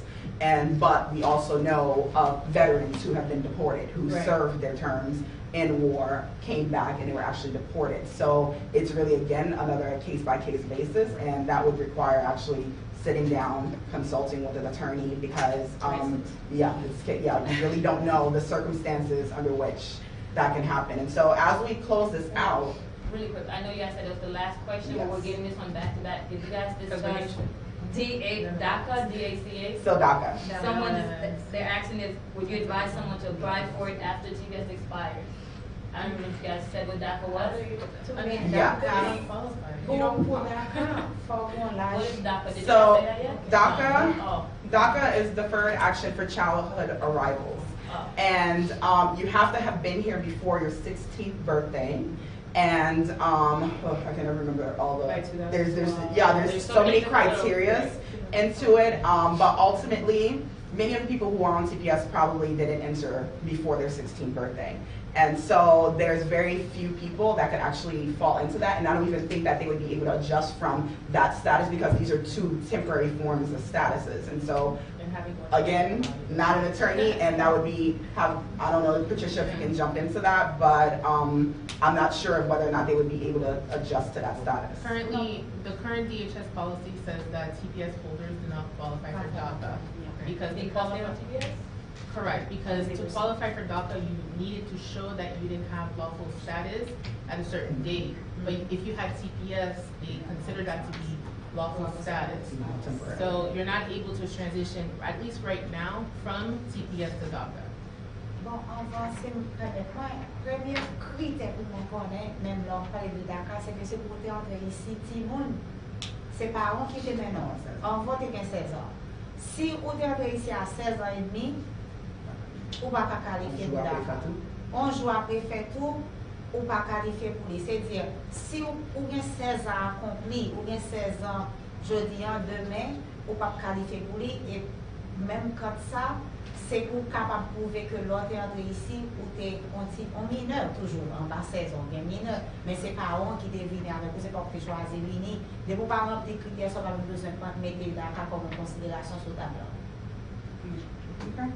All right, so thank you again for everyone who tuned in. This was definitely a good, fruitful 2-hour conversation, and for those, and only the beginning of the conversation, because there's definitely going to be many forms of discussions around how we engage our congressional members who actually want to take the trips and the delegation trips, the bipartisan trips to Haiti, see for themselves, not just take word of mouth around what the current situations are in Haiti. pushing our congressional members to actually look for long-term solutions for our Haitians, as well as probably other TPS recipients, even pushing for comprehensive immigration reform, which has been almost a 30-year conversation. We are looking for, again, like I said, many long-term solutions. And so, but before we close out this night, we want to make sure that there is a very clear call to action. Although we got our 6 months extension, we still got some time to go. And so between that time, we actually need to be pushing for the long-term solutions, which many of us have been speaking about this evening, and somebody else will translate that in Creole for me. And so calling your congressional members, the U.S. Capitol switchboard, which you basically connect to the switchboard, you're like, I want to speak to my congressional person. Sometimes you can even log on a line and just put in your zip code if you don't know who your congressional member is. Here in the area that we're in right now in Miami, our congresswoman is Frederica Wilson for Congressional District, 24?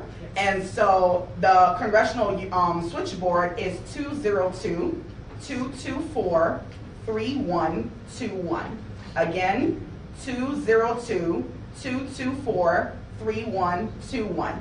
And you're calling because we want a long-term solution. Don't feel like you have to go into the policies like I always have to teach my members when they're coming up to Tallahassee or DC.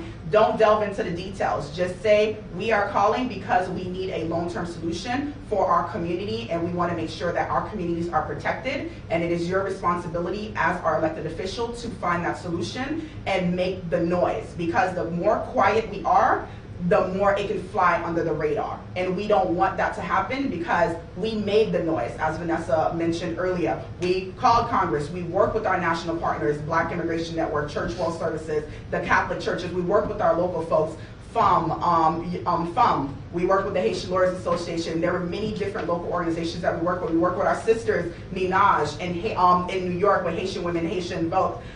We worked with many of our partners throughout the country, going all the way towards California and even internationally, putting pressure on the Haitian government to speak up, because that is also part of it, is that our government spoke, but we need them to speak louder so that the decisions aren't being made without their voices being at the table. And so, I don't know, women, if you have any other closing remarks, but I definitely want to thank Wanda with Lunionsuite, the Haitian American, Sandy, where, I don't know where Sandy went, Island TV, because we literally worked through the last 3-4 days to put this together because we felt it was very important to get the information out as soon as possible. Lux TV, who's Lux behind TV. the camera, Yeah, because for providing this platform, because it's not usually easy to get a platform where there are people watching around the world. It's not just here in the US, but we have people around the world that are watching this and getting our people informed. And there's nothing more beautiful than being able to collaborate with all of these amazing people here and all of these young, amazing attorneys that are here in our communities providing the services and the resources that you need. And it's important for people to get engaged with their local communities, see what is going on, and jump into that fight. You don't have to be afraid. Just because you don't have status does not mean that you can't engage in this fight. You know, we are more than happy to be there at the table for you. We are happy to be rallying for you. But nothing is more impactful than having the voice of somebody who's affected or who knows somebody who's affected. So do reach out to your local community organizers, the FUMs, the Haitian Lawyers Association. See where you could fit into this fight, because it's important that you do engage. I'll be in New York in September. If anybody wants to rah with me, let me know. So please do feel free to reach out, engage, and even if you're not affected by this, it affects us all, because this is our community. At the end of the day, if all goes wrong, and more than 50,000 people are deported, they're sent home, it affects us. Our community is nothing, and without our community, who are we? No, sorry, I'm going to hand it over to you for copying on Creole. C'est deux bagages que pour moi-même qui est extrêmement important, que nous avons retenu de conversation ça sur tout ça qui est discuté est important, mais ça qui est important pour nous qui est TPS pour nous là, il faut reconnaître que le bon délai de 24 juillet. Pour réenregistrer et puis pour appliquer pour le travail. Et d'après ça, nous comprenons qui trouve les 4 travailleurs qui ne peuvent pas appeler, obligé de réappliquer pour les délais assez 24 juillet liés. pas attendre le 22 pour dire mettre la température appliquée pour le ça la trop tard. Nous avons 60 jours devant nous, chercher information, faire comme la compte, il y a des gens qui disent qu'on va payer $495 plus $50 enregistrement, ils disent c'est ton l'argent, nous te connaissons que TPS a des chances pour t'extendre, nous te supposé sembler l'argent depuis l'année dernière, l'extend pour nous juste réenregistrer pour nous faire 4 travail. Parce que si vous n'avez pas 4 travail, ou pas bien licence pour conduire, social sécurité ou pas valable, c'est extrêmement important pour nous changer des délai. Délai c'est 24 juillet. Ça c'est le premier bagage qui est important pour nous retenir. Deuxième bagage qui est extrêmement important pour nous retenir, c'est que nous avons une extension, nous avons cherché une extension, nous avons une extension. Extension, c'est une bataille ou gagne pour gagner la guerre. Pendant qu'on gagne la bataille, il faut chercher tout à tout pour mettre sous côté par où pour capable de jouer un résultat besoin. Résultat finalité à qui s'allier, c'est résidence permanente États-Unis. Mais nous ne pouvons pas faire mariage fort. Mais si vous êtes capable de chercher dans la communauté côté qui doit regarder New York, Miami, Atlanta, quel que soit côté, chercher côté catholique charité, chercher côté qui a un avocat qui maîtrise la loi immigration pour aller où un avocat. On un à un parce que chaque monde vient capable parce que voisin l'ont appliqué le gain, ça pas veut dire pas nécessairement gain. Parce que voisin l'ont appliqué le pas gain, ça pas veut dire pas gain. Dégagez nous, mettez moun sous nous, sorti dehors, essayez chercher connaître qui l'autre bénéfice que nous capables qualifier pour lui pendant que nous gagnons extension parce que nous connaissons comme haïtiens, puis il faut là dans nous même pour castiger. En novembre tout le monde va commencer à courir. Pour nous 6 mois. Commencer à chercher côté avocat, demander conseil, éduquer tout, connaître qui l'autre bénéfice que l'immigration est disponible pour capable qualifier pour eux pour être capable d'ajuster le statut. Bon, finalement, nous avons vraiment souligné ça, M. Michel dit, c'est pour nous vraiment éduquer tête nous. Nous avons accès à toute information. Allez, monter sur uscis.gov, nous avons information directe. Pas de gens qui disent oh mais ça peut me faire, mais ça peut me joindre, mais tel notaire qui peut aider moi. Quand nous montons online uscis.gov pour nous faire une information directe. Et deuxièmement, ça peut, Francesca t'a dit avant, si nous voulons faire une différence, nous sommes capables, nous avons pris un téléphone pour les députés. Si nous ne connaissons pas qui député pour nous aider, nous mettrons les 202, 224, 31, 21, 202, 224 31 21. Le numéro de téléphone, mettez-nous en direct avec député. Là, nous avons contact pour nous exprimer ce que nous voulons. Ce que nous voulons, c'est une résolution pour Haïtiens long terme. TPS pour 6 mois pas assez, nous avons cherché une solution long terme. Nous avons remercié anciennement et nos maîtres. André Pierre pour Tony parce que il va nous si espace tout le temps que il y a une émission qui est passée à 9h chaque mardi et jeudi. Donc comme nous connaissons monsieur André Pierre c'est Maître Pélia ou Maître Libre in case you have any immigration issues. And Wanda, you want to close it out? Yes. Close it out. Thank you guys so much. First off, I want to start off by definitely thanking you ladies. I am so appreciative to you guys tonight. It's Memorial Day. I know you guys could have been anywhere. Barbecue. I know, I love you. If anybody's still barbecuing, please send me the address. Listen, I'm hungry. I don't know about you guys. Thank you. I can't do Vanessa. Thank you guys so much. Francesca, thank you so much. All the late night calls. Patricia, thank you so much. Salet, thank you so very much. Vanessa, thank you. And we do have a community forum going on June 1st at the Little Haiti Cultural Center. So please be there, be on time because we will be having this conversation full length and we at 6 o'clock, I believe. Even if it's not 6 o'clock, it's 6:30. Show up early, okay? Get a good seat. Make sure that you're there because you need to be part of this conversation. Yeah, and we, of course, we want to send love again to our sister Karen, who is in DC, who made the time to share the history of our fight. So much, Karen. Thank you, Sandy. Lux TV, Island TV for making the studio available for us tonight. Thank you guys for tuning in. Thank you for sharing. I just checked with like 87,000 people reached so far. I love and appreciate you guys. Thank you for the questions. Feel free to reach out to me if you want email address of any one of the attorneys. Reach out. I will make sure you guys get their information. And stay tuned. We will continue to publish information that you need. So just like she said with the form, as soon as we get the information, we will definitely publish our information. Thank you so much, Nida, for helping me tonight. Thank you so much, Angie, wherever you are in the studio. Guys, until we meet again, thank you. Good night. Good night.